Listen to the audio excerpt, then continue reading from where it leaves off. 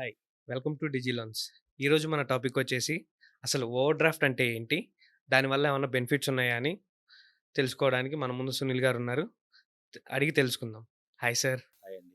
Sir అసలు ఓడి అనేది ఏంటి సార్? ఓడీ అంటే మనకి ఓవర్ డ్రాఫ్ట్ అంటే అడిషనల్‌గా అమౌంట్ నార్మల్‌గా జీరో ఉండే అకౌంట్ కాకుండా ఎక్స్‌ట్రా అమౌంట్ వన్ టైమ్ మీకు అలాట్ చేసి ఇచ్చేదాన్ని ఓడిఎ ఫెసిలిటీ అంటారు. ఓకే. ఒక లిమిట్ అంటూ ఫిక్స్ చేస్తారు. ఆ లిమిట్ వరకు మీరు ఎప్పుడైనా, ఎక్కడైనా బిజినెస్ పరంగా కానియండి యూజ్ చేసుకోవడానికి ఆ ఫెసిలిటీ ఇస్తారండి. సార్ అసలు ఓడి అనేది ఎవరికిస్తారు సార్? ఇంతకుముందు ఓడీ యాక్చువల్‌గా ఒట్టి మ్యానుఫ్యాక్చరింగ్ యూనిట్స్ వాళ్ళకిచ్చేవారు. ఆ తర్వాత ఇప్పుడు సాలరీస్ వాళ్ళకి కూడా ఇస్తున్నారు.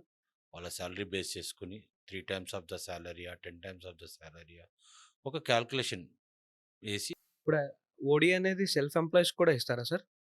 ఓడీ యాక్చువల్‌గా సెల్ఫ్ ఎంప్లాయిడ్‌కే ఇస్తారండి మాక్సిమం. ఎందుకంటే వాళ్ళు ఇప్పుడు మెటీరియల్ ఒక ఫర్ ఎగ్జాంపుల్ ఒక మ్యానుఫ్యాక్చరింగ్ యూనిట్‌లో ఒక ప్రోడక్ట్ ఫర్ ఎగ్జాంపుల్ మనము ఒక ప్రోడక్ట్ తీసుకుందాం. ఒక ఫ్యాన్ తయారు చేయడానికి మినిమమ్ టు మినిమమ్ మెటీరియల్ తీసుకోవడానికి కానియండి, దేనికైనా మార్కెట్‌లో 15-30 డేస్ క్రెడిట్ దొరుకుతదండి. ఆ 15-30 డేస్ క్రెడిట్ అనేది వాళ్ళు తీసుకున్న తర్వాత కూడా మ్యానుఫ్యాక్చర్ చేసిన తర్వాత అది డిస్ట్రిబ్యూటర్‌కెళ్ళేసరికి డిస్ట్రిబ్యూటర్‌కి సేల్ అయ్యి డబ్బులొచ్చేసరికి వీళ్ళకి కొద్దిగా టైమ్ గ్యాప్ పడతదండి. ఆ టైమ్ గ్యాప్ ఫ్రీక్వెన్సీని ఆహ్, ఆహ్, క్యాప్ రొటేషన్‌ని ఆపకుండా ఉంటానికనే ఈ ఓడీ ఫెసిలిటీ యూజ్ చేస్తారండి యాక్చువల్‌గా. ఇదెందుకంటే మీకు ఆహ్, ఏదైతే మ్యానుఫ్యాక్చరింగ్‌కి, డిస్ట్రిబ్యూటర్‌కి రీచ్ అయ్యి, డిస్ట్రిబ్యూటర్ నుంచి ట్రేడర్‌కి రీచ్ అయ్యే వరకు వీళ్ళకి ఫండ్స్ రావు మ్యానుఫ్యాక్చర్‌కి.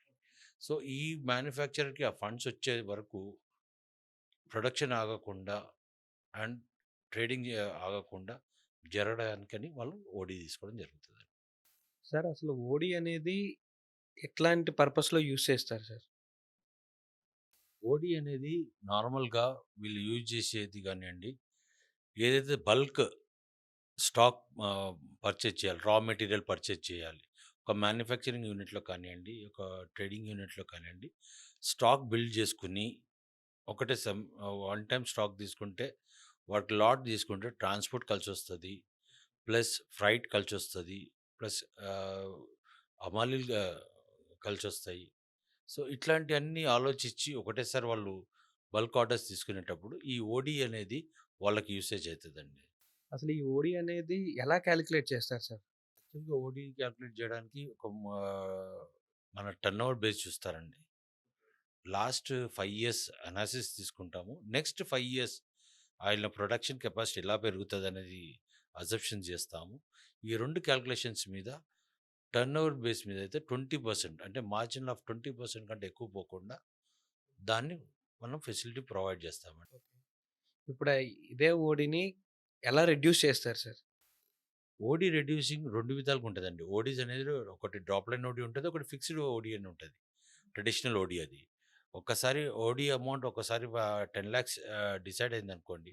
ఆ 10,00,000 యుటిలైజ్ చేసుకుంటూనే ఉంటారు. రొటేటింగ్ చేసుకుంటూనే ఉంటారు సర్టెన్ పీరియడ్ వరకు. ఓకే. అదే డ్రాప్ లైన్ ఓడీ దగ్గరికి రాంగానే ఎవ్రీ ఇయర్ ఆయన పేమెంట్ చేసే కొద్దీ, ఆయన ఇంట్రెస్ట్ పే చేసే కొద్దీ ఎట్లయితే యూసేజ్ ఉన్నదో, ఆ యూసేజ్ తగ్గట్టుగా డ్రాప్ లైన్ అయితూ వస్తుంటది. సపోజ్ మనము ఒకటి 1,00,00,000 ఓడీ ఇచ్చాము. ఒక 10 ఇయర్స్‌కో లేదా 5 ఇయర్స్‌కో ఇచ్చాము. అంటే 5 ఇయర్స్‌కి ఇచ్చామంటే అబ్నార్మల్‌గా 20,00,000 తగ్గిపోతది. ఓకే. అది తగ్గుతూ వచ్చేదాన్ని డ్రాప్ లైన్ ఓడీ అంటాం. మరి ఫ్లెక్సీ ఓడి అంటే ఏంటి? ఫిక్స్డ్ ఓడీ అంటే ఏందంటే సపోజ్ మనం 10,00,00,000 ఇచ్చాము. లాస్ట్ ఫిఫ్త్ ఇయర్ కూడా 10,00,00,000 ఉంటది. కానీ ఆ 10,00,00,000 ఒకటేసారి మనం క్లోజ్ చేస్తాము. ఏదైతే టెన్యూర్ ఉంటదో ఆ టెన్యూర్ 6 మంత్స్ బిఫోర్ నుంచే క్లోజింగ్ స్టార్ట్ చేస్తాం. దానికి సెక్యూరిటీ బేస్ తీసుకుంటామండి. సరే ఈ ఓడి అనేది ఏమన్నా ఓడి తీసుకోవటం వల్ల ఏమన్నా బెనిఫిట్స్ ఉన్నాయా సార్? మ్యానుఫ్యాక్చర్‌కి బెనిఫిట్ ఏంటంటే ఎందుకంటే మ్యానుఫ్యాక్చర్ కానియండి, ట్రేడర్ కానియండి, ఎనీ బిజినెస్ పర్సన్‌కి ఓడీ అనేది యూసేజేనండి. ఎందుకంటే ఆ ఓడీ వల్ల వాళ్ళు బిజినెస్ రొటేషన్ చేస్తుంటారు. Plus at the same time ఏమైనా స్టాక్ బిల్డప్ చేసుకోవాలన్నా స్టాక్ బిల్డప్ చేసుకుంటారు. లేదా రా మెటీరియల్ ఫ్లష్ చేయాలన్నా రా మెటీరియల్ ప్రొడ్యూస్ చేసుకుంటారు. లేదా ఆల్రెడీ స్టాక్‌ని బైఫర్కేట్ చేసి కొద్దిగా స్టాక్ బల్క్‌గా తీసుకుంటే వాళ్ళకి రేట్స్ ఏమైనా మార్జిన్స్ తగ్గుతున్నాయా అంటే దాని మీద కూడా వాళ్ళు యుటిలైజ్ చేస్తారండి. ఓడీ వల్ల వాళ్ళకేందంటే క్యాష్ అండ్ క్యారీ టైప్‌లో వాళ్ళు జేస్తారండి. అదే ఓన్ ఫండ్స్‌తోని స్టార్ట్ జేయాలి, ఓన్ ఫండ్స్‌తో కొనాలి అన్నా కూడా ఒకటేసారి అంత బల్క్ తీసుకోలేడండి. దేర్ ఈస్ ఎన్ డిఫరెన్స్ దానివల్ల. ఇప్పుడు ఒక కస్టమర్‌కి ఓడీ కావాలంటే, కస్టమర్ అనే పర్సన్ ఏమన్నా బ్యాంక్ బ్యాలెన్స్ కానీ, ఇట్లాంటివి ఏమన్నా చూస్తారా? ఒకవేళ సెల్ఫ్ ఎంప్లాయిడ్ అయితే కస్టమర్. మినిమము సెల్ఫ్ ఎంప్లాయిడ్‌కే మనం జేస్తామండి. మినిమము ఆ కంపెనీ ఫెచ్ చేయి మినిమమ్ 4 ఇయర్స్ పైనుండాలి. ఫిఫ్త్ ఇయరే మనము దాని మీద చేస్తాము. క్రిజిల్ రేటింగ్ జూస్తాము. కంపెనీ రేటింగ్ జూస్తాము. ప్లస్ నెక్స్ట్ 5 ఇయర్స్ దాని అసెప్షన్ ఎలా ఉంది? వీళ్ళ క్లయింట్స్ ఎవరు? ఈయన రెగ్యులర్ క్లయింట్స్ ఎవరు? ఇయన్నీ చెక్ జేస్తామండి. ఈయన మ్యానుఫ్యాక్చరింగ్, ట్రేడింగ్ ఎలా జరుగుతుంది? ఈయన క్లయింట్స్‌కి రెస్పెక్ట్ జేస్తున్నారా లేదా? ఇయన్నీ క్యాలిక్యులేట్ చేసి నంబర్ ఆఫ్ క్రెడిటార్స్ చూస్తాము, డెటార్స్ చూస్తాము. సో, ఇందులో ఈ క్యాలిక్యులేషన్స్ అన్నీ ఇన్వాల్వ్ అయ్యి, ఆ తర్వాత ఓడీ డిక్లేర్ చేస్తాం. ఇప్పుడు ఒక కస్టమర్‌కి మనం ఓవర్ డ్రాఫ్ట్ అనేది ప్రొవైడ్ చేస్తుంటాం సార్. ఇప్పుడు కస్టమరు ఐ మీన్ ఇంత అమౌంట్ తీసుకుంటారు కదా! అప్పుడు ఐ మీన్ కస్టమర్ వచ్చేసి సర్టెన్ పీరియడ్‌లో క్లోజ్ చేసుకోవాలనుకుంటారు. మనం క్లోజ్ చేసుకోవడానికి ఆప్షన్ ఉంటదా? సపోజ్ ఇప్పుడు ఒక 5 ఇయర్స్ కస్టమర్ లోన్ అప్రూవ్ అయింది.